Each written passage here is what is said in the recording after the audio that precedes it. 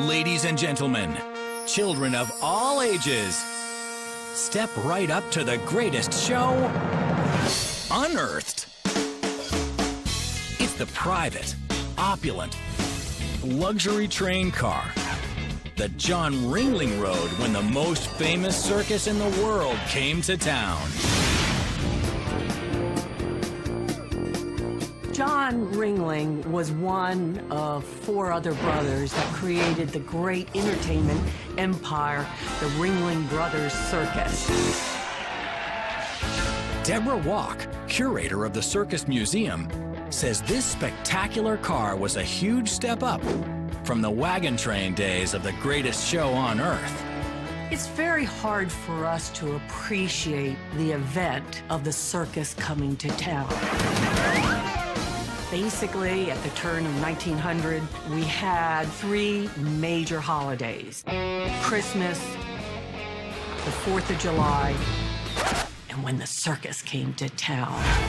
The 79-foot-long, 65-ton Pullman car is named the Wisconsin, after the Ringlings' home state. John Ringling was the advance person. He would make sure all the contracts were in line so that when the show came to town, there was no doubt, no problem. John and his wife Mabel used the lavish rail car to travel across the country from 1905 to 1916. This was his car. It wasn't owned by the circus. The Wisconsin is a picture of elegance and design. John Ringling hand-picked everything inside, from the rich inlaid mahogany walls to the ornate moldings, to the detailed stained glass windows, even the gold leaf trimmed ceilings. And the cast iron kitchen was state-of-the-art for its time. But this grand old car was more than just derailed after John Ringling sold it in 1916. It was nearly destroyed, and Deborah Walk took a video camera on board to document the damage. This is the dining room, all original. This wonderful Fabergé jewel of a car was used as a fishing camp in Moores Head City, North Carolina. Thankfully, the car was saved just in the nick of time. We had water damage in this part? Yeah, and that's why this has not been worked on at all. It's because they were afraid it was going to drop and we would lose all the decorative work. Just imagine, if you can, these walls painted a white, 7 layers of paint on it. When I came in for the first time, it was all boarded up, so you couldn't see anything. And this was the only piece of the work that was available to look at.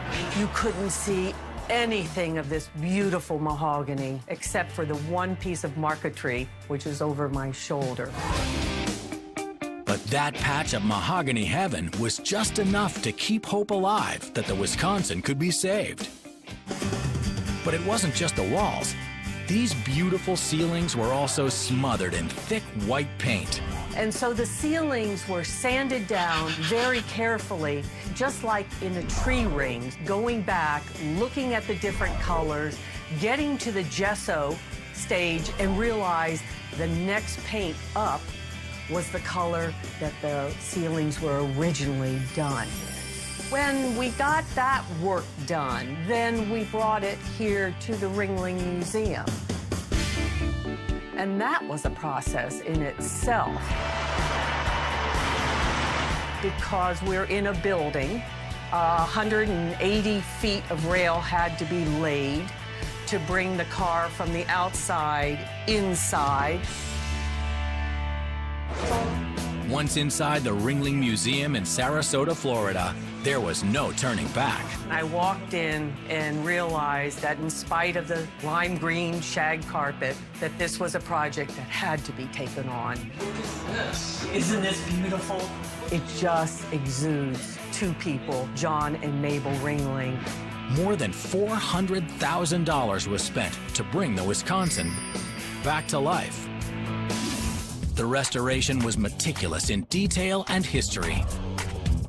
We were able to get the blueprints. We were able to find builders' photos. The beautiful, detailed moldings on either side of the ceiling had been cut in half. A team of artists hand-made special resin molds to magically piece them back together. But they might have had a little help from above. I really do think that the Ringlings are looking down over our shoulder, because even though they destroyed all of the medallions going through the car, we had a left and we had a right, and so that we could put the medallions back together again. The crew that meticulously put the Wisconsin back together left no detail undone, right down to the carpet. The rug you will see is a reproduction that was made by the same company in England, the Wilton Company, and so we were able to find a 1909 carpet sample, of all places, eBay, and be able to have it rewoven to give this real sense of warmth and color that the car has. With all that's been done, it's safe to say bringing the Wisconsin back to life has been more work than, well, a three-ring circus. I think one other thing that everyone needs to know about this car is that about 80% of what you see here is original. Incredible, a car over 100 years old. We're only missing one window piece. Incredible statement of how this was just meant to be restored.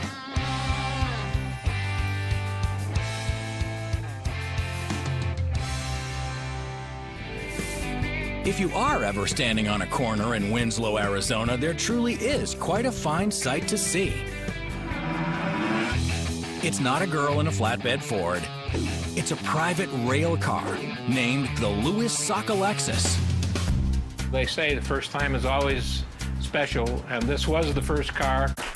It's got a lot of history. I mean, I watched my kids grow up as we built the car, so it does have a lot of special meaning to me.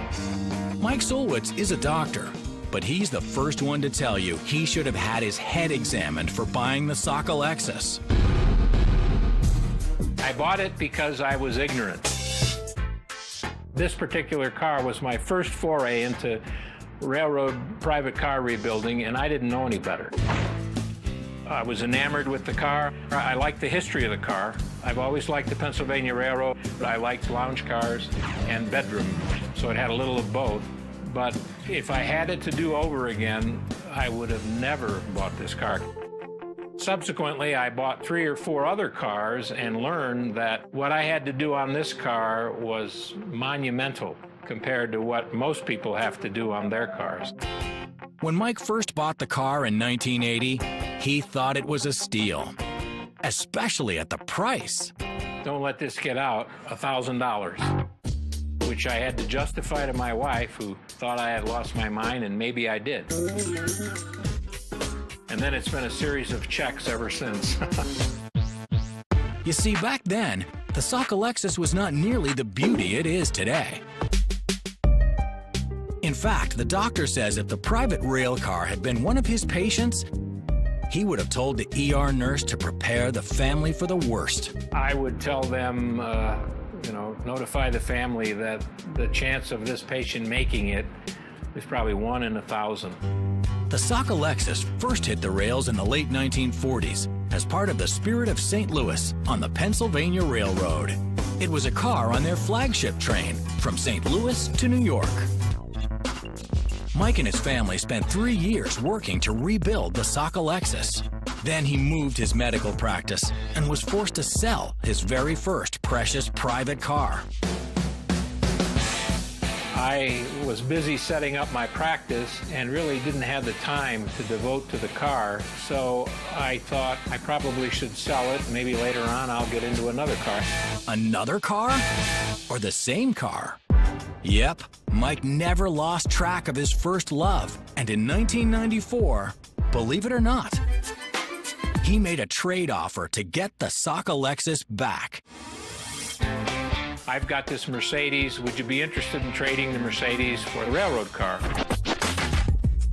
And we dickered back and forth for several months. I think I threw in a Jeep and a trailer as well, and we did the trade.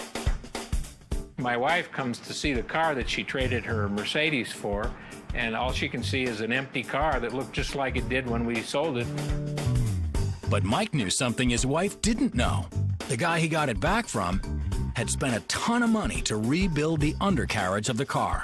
He bought the car, and then he proceeded to literally rebuild this car structurally from the ground up. There are photos that show the car devoid of floors and walls, and you're looking at the main center beam of the car with the earth down below it as they stripped everything out and then put it back together.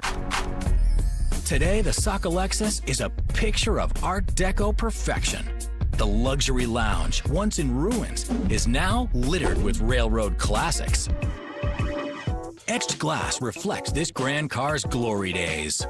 This sandblasting was taken off of a Pennsylvania Railroad schedule from the late 1940s. One of Mike's greatest treasures is this replica of an old radio he and his grandfather used to listen to Cleveland Indian baseball games. The name Louis Sockalexus was the Penobscot Indian who lived in Maine, who was a baseball player for, at that time, were the Cleveland Spiders. They later became the Cleveland Naps in honor of Napoleon Lajoie. And then in 1912, the Indians was the name that was picked in honor of Louis Sockalexus. The Sockalexus celebrates the past, but embraces the future. The cold metal walls have been replaced with warm wood. 2 of the 3 bedrooms have been converted to mirror one another. They now have bunk beds and bookshelves. And there's a shiny new stainless steel kitchen. A labor of love that's turned a $1,000 investment into a lot of blood, sweat, and money. There's well over $500,000 in the car. And any private car owner in the country will not blink an eye with that figure because they know what it takes to rebuild the car. Could you bleep that out for my wife? Mike Sulwitz says his wife has actually been with him every step of the way. Even designed the special cabin doors. A lot of people remark about the wooden doors, and then we have to tell them that these are metal doors that my wife managed to put a faux finish on. But it was Mike's passion that wouldn't let the Sockalexus die. It must be the doctor in him. The great pleasure I got out of having this car and the others was to be able to bring back to life something that was going to the scrap heap and see it run again.